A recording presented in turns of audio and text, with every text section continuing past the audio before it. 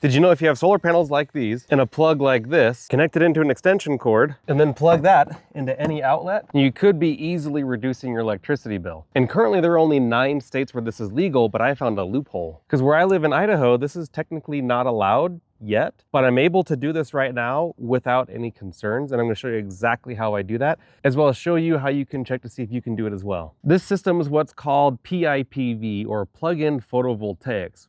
All that means is plug-in solar. And currently there are these states that allow you to take solar panels up to 1200 watts, add microinverters to them, and then plug them directly into your house. But there are some safety measures that you need to be aware of. That way you don't get anybody hurt. This PIPV system is actually really simple. This one's from Mango Power, and it's simply taking 4 300-watt solar panels and taking the solar wires that are normally producing DC power and connecting them directly to a micro inverter. This is a 500-watt micro inverter, and all it means is it can convert up to 500 watts of DC power to AC power. You can find this kit directly on their website, and it's actually really easy to put together. Basically, the whole kit comes together in one box, with the 300-watt solar panel having a ton of packaging around it, so it's very safe.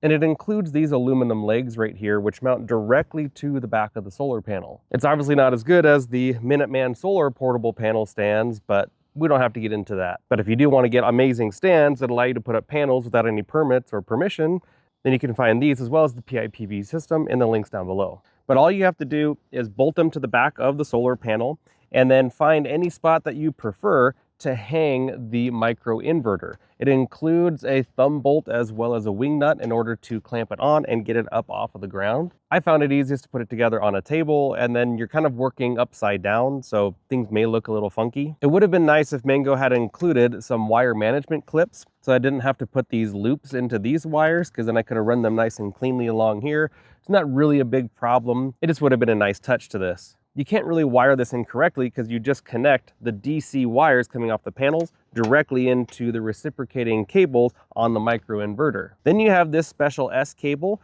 which allows you to connect up to 4 of these panels together. And it just goes from panel 1 to 2, 2 to 3, 3 to 4. And that's one of the reasons why you need to use these 300-watt solar panels, because across the nation, you can pretty much only go up to 1200 watts of solar input, which means it would not be okay for me to connect 4 of these 400-watt solar panels into the house, because then I'd be overfeeding what's allowed. As you daisy chain these together with the AC cables, you'll eventually get to the end where it actually converts to a normal AC plug. I also highly recommend that you get your own ground stakes. I had some serious wind come through and actually flip a couple of these over. It doesn't take much to flip them over, especially when the wind's coming from the back.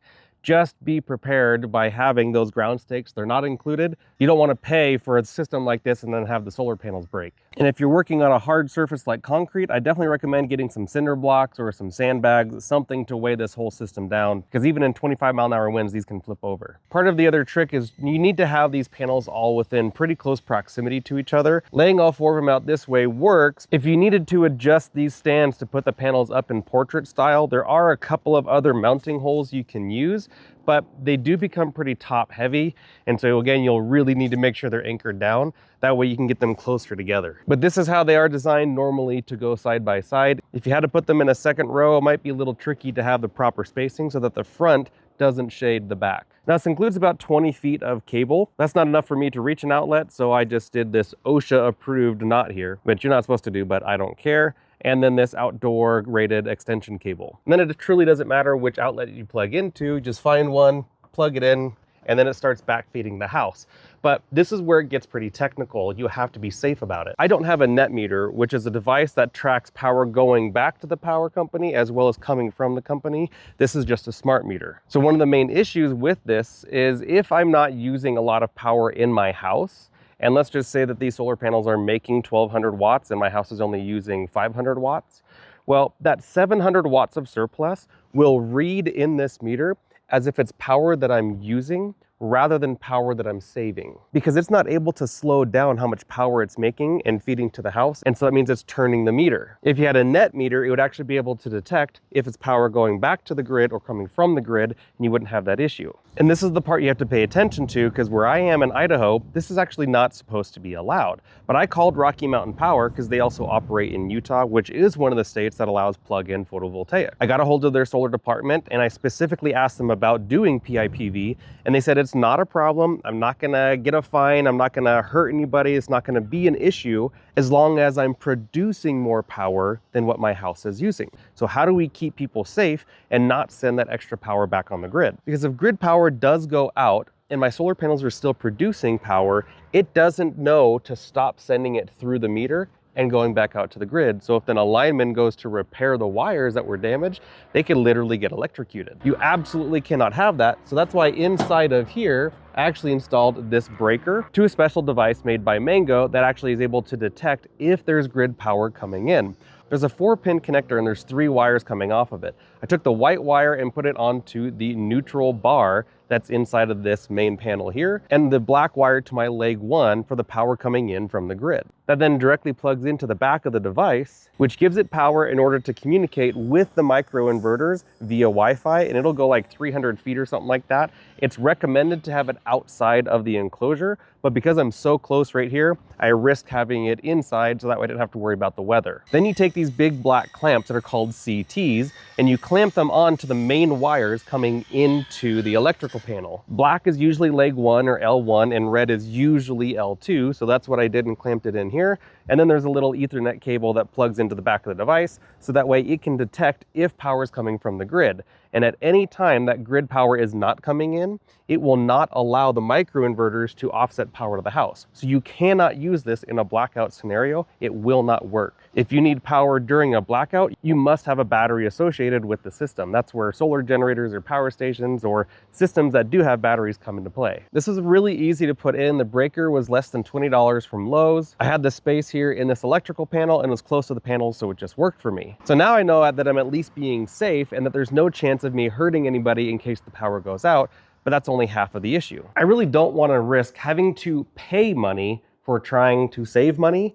And so that's one of the reasons why I installed this mini split in my garage. I'm gonna have a full video on this install because I think it's actually better than the Mr. Cool, and I've installed dozens of those. I'll save all of that information for another video, but if you wanna see that, make sure you're subscribed. And if you made it this far in the video, go ahead and smash the like button. Now, I'm not running this right now because it's been really cloudy today, so I'm not worried about offsetting the energy from this. And they do make mini splits that run directly off solar, but I think they're really inefficient because you may have 3,000 watts of solar connected to this, but it may only be pushing 600 watts. So all of that extra solar could be going to a battery. I also run my 3D print farm 24/7, so this is taking up a decent amount of power from those solar panels if I'm not running the mini split or other devices in the house, but really it's not that hard for me to get to at least 1,200 watts of output throughout my entire house. And if you haven't checked out these Bamboo 3D printers, I absolutely love them, especially the P2S, and they've definitely already paid for themselves and all of the things that I've saved in building my own things. One super quick example would be I built this Milwaukee base plate for packouts, and then now I can actually put my packouts on top of my DC fridge, which is just super cool. Now this is becoming really popular, especially in Europe, and now gaining traction in the United States for being balcony solar, especially for like apartments or places that don't have room for a lot of solar. So that way you can actually get some sort of benefit in reducing your electricity bill. But that's the real question is it worth the cost? This is gonna vary for everybody. If I were to tell you that a specific stock in the stock market is guaranteed to give you your money back in at least 3 years, then most people would jump on that because they know it's safe. And then after those 3 years, they're actually making money from the stock.